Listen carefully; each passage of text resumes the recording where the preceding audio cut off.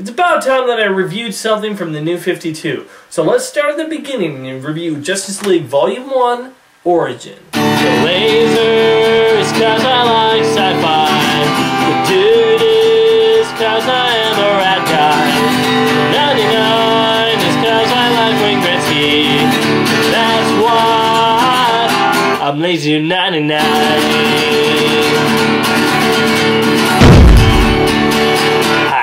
Batman fan, and I'm a Canadian man. I do top 10 lists, and I eat ketchup chips.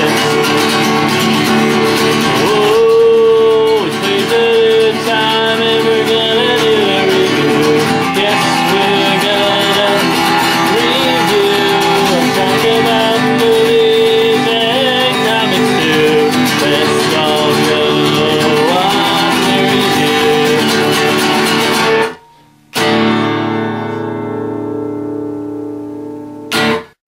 Today I'm here to review Justice League Origin. Now this is the newest version on the Justice League from the DC universe. You know, DC, of course, as most of you know, they restarted, kind of rebooted everything, and now everything's starting over, and this is the first Justice League. This is the story of how the Justice League came together.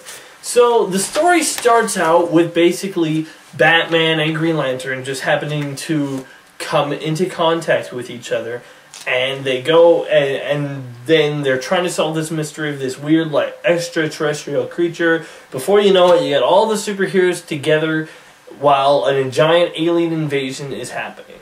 So in this story, we have Superman, Batman, Wonder Woman, Green Lantern, Flash, Cyborg, and Aquaman. So this book is written by Geoff Johns and art by Jim Lee. I remember when I first heard that that was going to be the duo for this book, I was like, yes! Because Jim Lee is an amazing artist, and I love Geoff Johns' work for the most part. So when I found that they were going to be working together on this, I thought, yes, that's awesome. That's great to see. And let's just start with the artwork. And I must say, Jim Lee does not disappoint, because there is a lot of really good art in this. You know, it's throughout. It's very dynamic, and I like how colorful it is. You got lots of colors here, and he really works well with the different costumes of the superheroes. If I had to choose one of my favorite shots, one of my favorite shots is definitely when Aquaman just has a whole bunch of sharks eat a whole bunch of the parademons, and then proceeds to stab one through the face with a trident. And just all the superheroes look pretty good in their costumes. Now, I want to take each and every one of these characters of the Justice League one by one and say how I felt they were handled. So let's start with my favorite, of course, Batman. Because I meant my favorite character. You know, Batman, of course, is my favorite character. So, he actually starts off this book. It starts off with a bunch of guys chasing Batman. It's a bunch of police officers. Batman's just trying to stop one of the parademons. Because, as I mentioned, Darkseid is the main villain in this book. And it starts out with a bunch of parademons placing these mother boxes around for him to transport his troops. And so Batman and Green Lantern come into contact with each other, and they finally get away from the police, and pretty soon Green Lantern realizes that Batman doesn't have any powers. He's like, "Are you stinking kidding me? You don't have any powers? Get real!"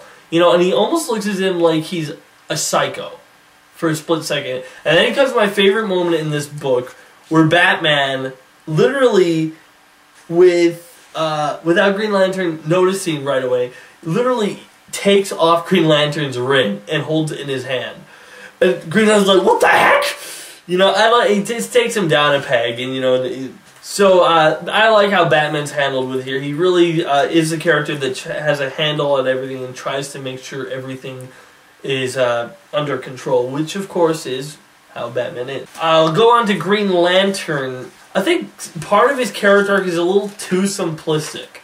He's really full of himself, and that's kind of his character arc, that he starts out so full of himself. I mean, like, one of the lines is when the police officer is shooting at him. He goes, "Welcome to Gotham, Green Lantern." They're wasting their bullets. This force field can stand up to, well, anything. And, you know, he'll say stuff like, Green Lantern's got this, and Green Lantern can handle anything. You know, he's really full of himself. And near the end, he has to really kind of, you know, and then a lot of the shots he's showing off. And, you know, it's throughout he's really comes to grip with, he's not this is bigger than him. I like the character art, but I didn't like fully the road that they had to go through. And I've seen Hal Jordan be a likable character without this extra stuff. So I hope that in future comics, Green Lantern's less of a whiner or less of a show-off, because I mean, I couldn't fully enjoy his character when he was like that. After that, I want to talk about Wonder Woman, because I think, as I've heard lots of other people say, Wonder Woman is a hard character to write because so many people don't really have an idea of how to write her. And I'm not crazy about how she was written in here. I wasn't like, oh my gosh, this is awful. But she was written, and it reminded me so much like Thor in, you know, like Thor in the Avengers Earth's Mightiest Heroes, the animated show. Because throughout the book, a lot of it, she's just like, this looks like a good fight. And like when Aquaman first comes into the book, she's like, greetings, Aquaman. Isn't this a wonderful day for a fight? I know she's like mythological, but I'm not sure fully if that fits her characters. I would like to see more of her character, you know, the way she's portrayed. Maybe it's just, I was reading Trinity again, which was the first meeting between Superman, Batman, and Wonder Woman. And I really like how Wonder Woman was portrayed in that. And I think that the big three, only Batman's really focused on. Superman kind of, and Wonder Woman not as much. And you know what though, I will admit, I'm okay with the outfit. I didn't think I would be. Wonder Woman's costume, I thought for a bit it looked too different, but I grown accustomed to it in the art. I thought it was, you know, I thought it fit, and I think it'll be okay. I think, you know, if we get this might be the only costume that will stick. Okay, because a lot of these 52 costumes, they're not going to stick, okay? I give Superman, I've said, I give it 2 years before it's back to the regular Superman costume. I agree with Green Lantern at the end of this. Aquaman needs to get rid of that necklace, okay? It's, oh man, does he need the jewelry to look like he's royalty? Because, I don't know, just, I hate it. But for Aquaman's character, he's handled fine. I liked his character, and you know, he basically, when he walks onto the scene, he's like, "Yeah, I'm in charge, okay? Just to let you know." And they're like, "Well, what the heck, man? You can't just go in here and you know, say that you're in charge." When you know, when you got down to it, it's obvious that Batman is kind of calling the shots in this story. You know, Flash. I'm gonna get to Flash. I like how Flash is handled a lot because, man, you know, Flash he's just put in this vulnerable situation. He's a police officer, but he's trying to do right in the world by being Flash and by solving crimes as a police officer. The only thing is his department wants to focus everything they have on catching the Flash. They want to focus everything they have on figuring out who the Flash is. And anytime he's like, trying to go and do something else that's more important, you know, they'll say, "Get back on the Flash case, Alan. Forget this stuff. It's not important." And he's just like, "Oh, but you know, it's hard." And but you know, through all, we get that Barry is a nice guy. You know, after there's a battle with Superman in here that they have, and then. After they're like, "Wait, are we fighting anymore?" Like, they're like, "No, we're not fighting anymore." It's like, "Good, I'll start cleaning up." So he starts zooming in, cleaning up all this stuff. You know, that's really, it's still sticking with the Flash character that I know from Jeff Johns' writing. So I like that. Superman.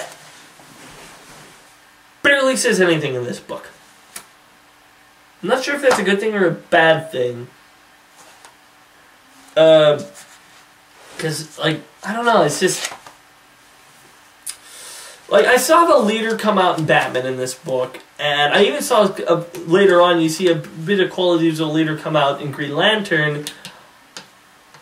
Not as much as Superman, and I think that, like, you know, Superman needs to have qualities of a leader to show, and he doesn't say it too much. He's used more like a blunt instrument, you know, to bang on the bad guys, which isn't, you know, fully bad, which is, though, it's kind of odd that Superman, out of all of these guys, the most powerful, is the only one in here who gets captured. Okay, did anyone else find that odd?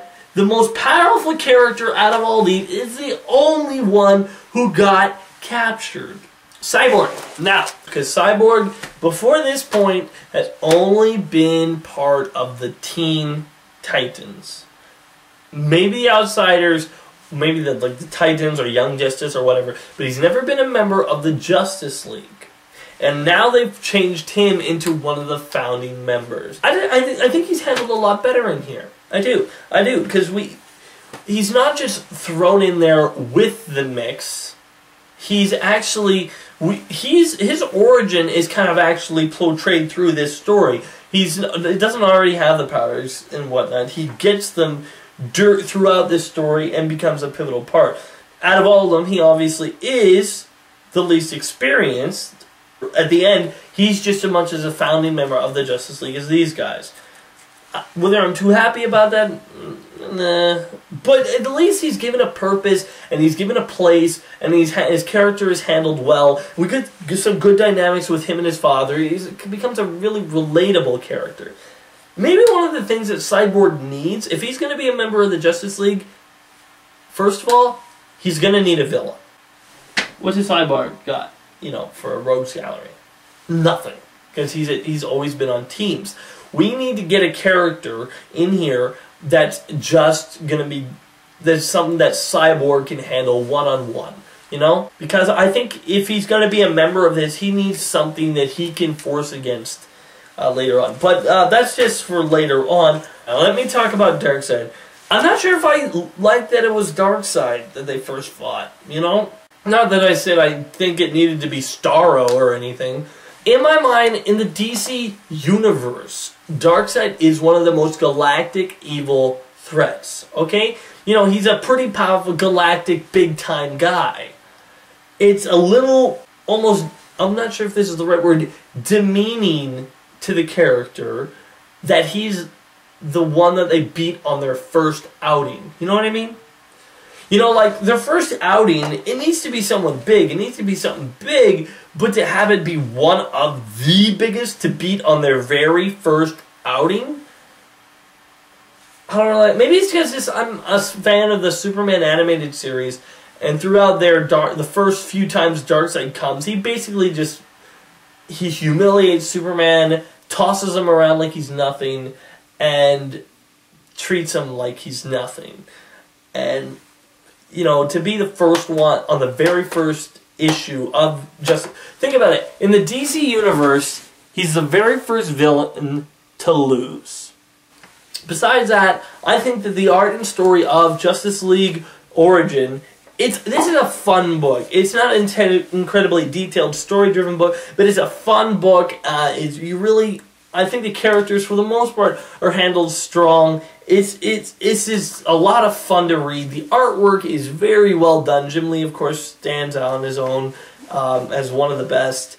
And the characters are handled pretty strong as well. So I think that if you are wanting to get into the DC relaunch, Justice League Origin might be a great starting point. If you're into, you know, DC Comics. Or if you're wanting to, I think this would be a good jumping on point. I think that for the most part the characters are handled well and they get the whole team dynamic right. So I am going to be giving Justice League Origin a 7 out of 10. So thanks for watching, everybody. Remember, I'm LazyDude99, and if I don't like it, it's not worth it. Adios, amigos. See you around. Be sure to check out more of my other videos on my channel, and wait for more coming soon.